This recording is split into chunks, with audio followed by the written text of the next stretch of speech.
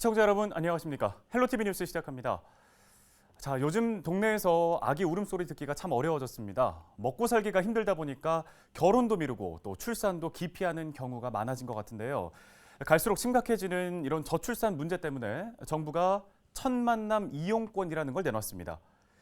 내년부터 아기를 낳으면 200만 원을 지원한다는 건데요. 또 만 2세 미만의 아동을 어린이집에 보내지 않고 가정에서 양육할 경우에는 월 30만 원의 영아수당을 지급하고 2025년까지 월 50만 원까지로 차츰 확대해 나간다고 합니다.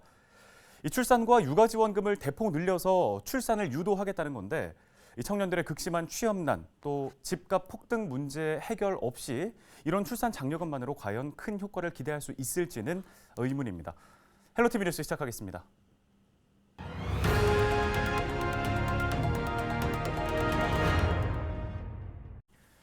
첫 소식입니다. 코로나19 확산세가 이어지고 있습니다. 우리 지역의 코로나19 확산 상황을 짚어보도록 하겠습니다. 취재기자 연결되어 있습니다. 자, 이재필 기자. 수도권의 코로나19 종합 위험도가 매우 높은 평가를 받았죠. 네, 맞습니다.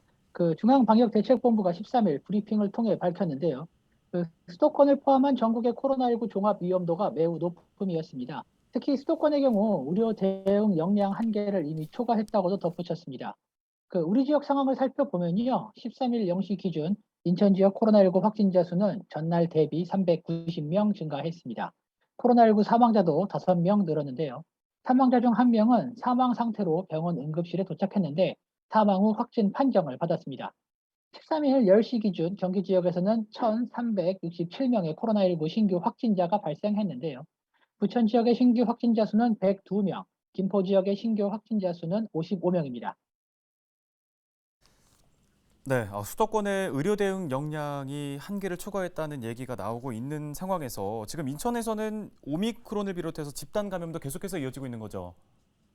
네, 맞습니다. 13일 0시 기준 오미크론 집단 감염지인 미추홀구의 교회와 관련해 3명의 추가 확진자가 발생했습니다. 이들 모두 자가격리 중 확진 판정을 받았는데요. 인천시는 현재까지 지역사회로 추가 전파는 없는 것으로 보고 있습니다. 현재까지 이곳의 누적 확진자는 55명인데요. 이 중 51명이 오미크론 변이 확진 판정을 받았습니다. 현재 코호트 격리 중인 계양구의 의료기관에서도 추가 확진자가 4명 발생했는데요. 지난 11월 23일 첫 확진자가 나온 이후 현재까지 이곳과 연관된 누적 확진자 수는 모두 55명입니다. 네, 알겠습니다. 그런데 오미크론 변이 바이러스 분리에 성공했다는 반가운 소식도 있었네요. 네, 맞습니다. 중앙방역대책본부가 오미크론 변이에 감염된 환자로부터 채취한 호흡기 검체에서 오미크론 바이러스 분리에 성공했다고 밝혔는데요. 분리된 오미크론 변이는 오미크론 특이 PCR 개발과 백신 및 치료제 개발에 활용될 수 있을 것으로 전망됩니다. 네, 잘 알겠습니다. 백신과 치료제 개발에 속도를 낼 수 있었으면 좋겠습니다. 보도국 이재필 기자 연결해서 우리 지역의 코로나19 상황 먼저 짚어봤습니다. 다음 소식입니다. 재개발이 추진되고 있는 김포 감정 4지구가 논란의 중심에 섰습니다. 성남시 대장동과 닮았다는 말까지 나왔는데요. 김포시는 사실과 다르다고 반박했습니다. 이세진 기자가 취재했습니다. 감정 4지구에 대한 논란은 사업권에서 비롯됐습니다. 사업 도중 김포시가 민관 공동개발을 선언하면서 기존 민간 사업자의 반발을 산 겁니다. 이 과정에서 여러 의혹도 나왔습니다. 개발 구조가 성남 대장동과 닮았다는 말까지 나오자 의회도 사실 검증에 나섰습니다. 감정 4지구 도시개발 사업 관련하여 여러 의혹 제기가 있었습니다. 이에 대한 시장님의 답변이 필요하다고 생각합니다. 김포시는 논란을 일축했습니다. 수의계약을 통해 공영개발을 추진하고 있다는 주장부터 사실과 다르다고 선을 그었습니다. 민간 사업자로부터 감정 4지구 도시개발 사업 제안을 받았고 외부평가위원회 평가와 시의회 의결 등 정해진 절차에 따라 진행된 사업으로 수의계약과는 전혀 무관한 사업입니다. 제2의 대장동 의혹도 해명했습니다. 도시관리공사가 50.1%, 민간 컨소시엄이 49.9%의 지분 비율대로 사업 이익을 나누는 방식으로 이권 개입이나 특정인이 폭리를 취하는 것은 불가능합니다.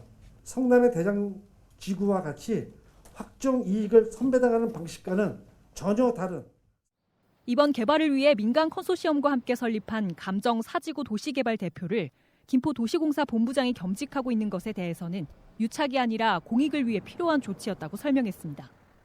수당과 판공비조차 별도로 받지 않는 공사 업무의 연장일 뿐입니다. 민간의 불법적인 회사 운영을 막고 공익적 의사결정을 우선할 수 있어 또 김포시는 민관 공동개발을 위해 해당 부지를 웃돈까지 주며 매입했다는 의혹은 지가 상승 부분이 반영된 것이라고 답했습니다. 다만 주민동서 조작에 관한 의혹은 아직 경찰 수사가 진행되고 있는 부분이어서 수사 결과에 따라 필요한 조치를 내놓겠다고 했습니다. 헬로티비 뉴스 이세진입니다. 최근 성남시 대장동 개발 논란 때문에 민관 공동도시 개발의 투명성을 걱정하는 시선들이 많습니다. 지역의 행정이 사업 추진 과정을 보다 투명하게 공개하는 일이 필요한 때인 것 같습니다.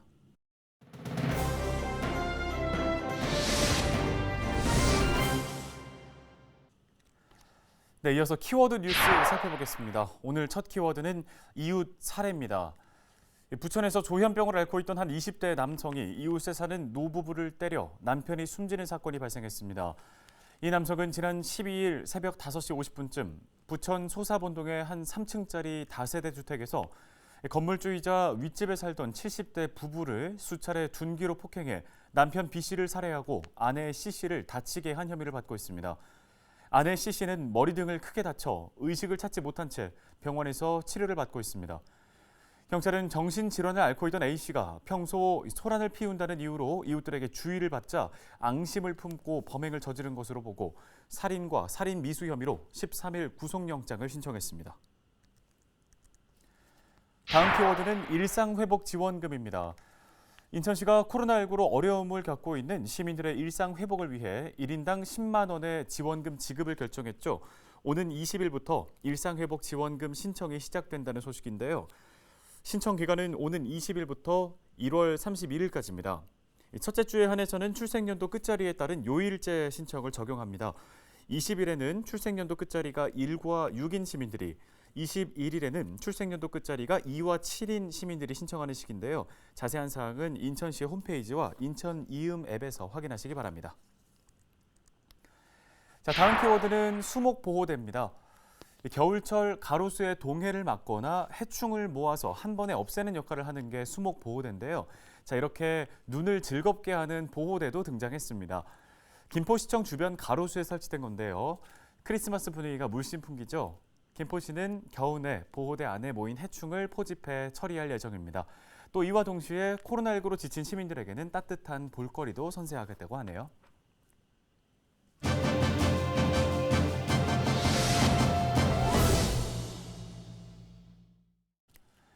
다음 소식 이어갑니다. 요즘 가스보일러가 대중화됐지만 원도심 주택가에서는 여전히 연탄 보일러를 사용하는 가구가 많습니다. 하지만 좁은 골목길의 경우에는 차량 진입이 어려워서 연탄 배달이 되지 않는 곳들도 있다고 하는데요. 결국엔 난방을 하기 위해서는 직접 연탄을 날라야 하는 건데, 자, 이런 이유들을 위해서 지역사회가 연탄 배달 봉사에 나섰습니다. 자세한 내용 박대진 부평 테마의거리 상인회장 연결해서 이야기 나눠보겠습니다. 자, 회장님, 추운 날씨에도 이번 연탄 배달 봉사에 많은 분들이 참여했다고 하던데 소식 전해주시죠.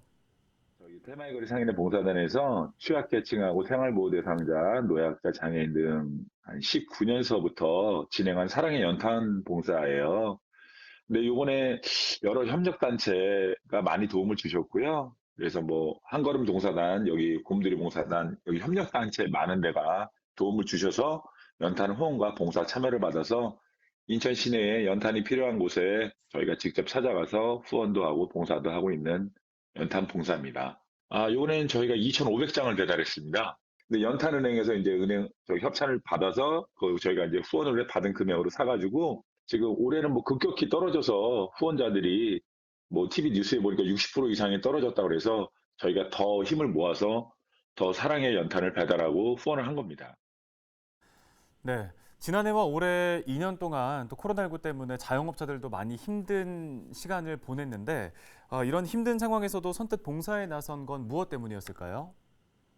상인들은 굉장히 힘든 시간이었어요. 진짜 뭐 말씀드리기도 못할 정도로 뭐 폐업률이 어마어마했고 너무 힘든 과정에 있어서도 버텨서 이제 살아남으신 분들이라고 표현을 해야 되는지는 모르지만은 그분들이 시간 제한이 없어지고 인원 제한도 10명까지 늘려서 위드 코로나 정책으로 처음 2주간에는 시민들도 보상 심리인지 손님이 굉장히 많아졌어요. 다시 뭐 오미크론이라는 돌연변이 코로나 감염 환자 증가되고 또 코로나 환자들의 대폭 증가 추세 이런 걸로 인해서 지금 저희 상인들은 또다시 손님이 좀 더 줄었고요.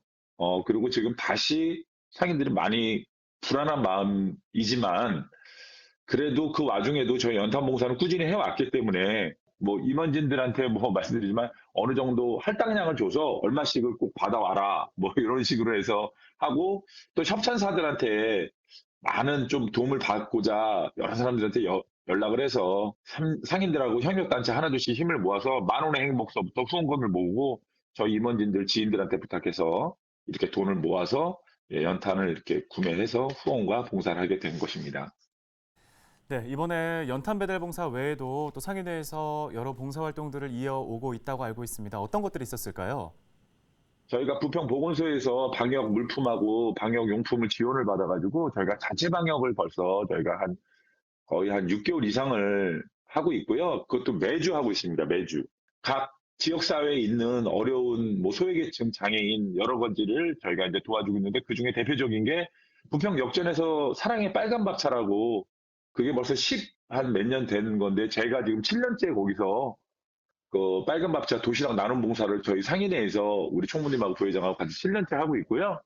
그다음에 연탄 봉사는 매년 하는 거고 일신동의 파인트리홈 보육원과 주간보호센터, 그다음에 종합사회복지관, 노인 전문 복지관, 다문화 문화센터, 아름다운 가게, 뭐 지역 내 환경 정화 방역 등 다양한 봉사를 찾아서요. 저희가 매주 열심히 봉사를 하고 있습니다. 앞으로도 그냥 전환 영향력으로 아름다운 세상을 만들기 위해서 봉사를 찾고 발견해 나갈 것을 약속을 드리는 겁니다.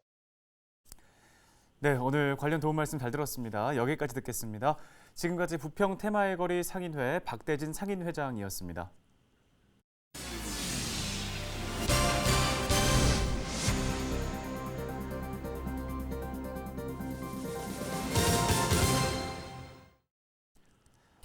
다음 소식입니다. 김포시가 골드라인 열차에서 진동이 발생하고 있다는 민원에 대응하기 위해 특별 점검을 실시했습니다. 김포시는 운영사와 함께 열차 특별 점검을 벌인 결과 레일과 차륜은 이상이 없었다고 밝혔습니다. 다만 겨울철 기온이 떨어지면서 차륜과 레일의 경도가 높아져 차륜 삭정 시기에 가까워진 일부 열차에서 진동 현상을 발견했다고 밝혔는데요. 김포시는 안전에는 문제가 없다고 판단했지만 시민들의 불안을 해소하기 위해 차륜을 삭정하거나 비슷한 사례를 지속적으로 점검할 예정이라고 밝혔습니다. 김포에 노동자의 권익 보호를 돕는 노동권익센터가 들어섭니다. 김포시 노동권익센터는 양천 산업단지 인근 김포산업진흥원 안에 문을 열게 되는데요. 내년 4월에 문을 열고 김포시 지경으로 운영되다가 2023년부터는 제조융합혁신센터로 이전해 전문기관이 운영을 맡을 예정입니다. 센터에는 공인노무사 1명과 사무원 1명이 근무하며 노동법률 상담이나 체불임금 신고, 또 산업재해 보상 지원 등의 업무를 맡게 됩니다. 행정안전부는 매년 12월 전년도 통계를 기준으로 전국의 지역 안전지수를 6개 분야로 구분해 발표하고 있습니다. 지난 9일 발표 결과 인천시는 교통사고 분야 지표가 기존 4등급에서 2단계 개선된 2등급으로 나타났습니다.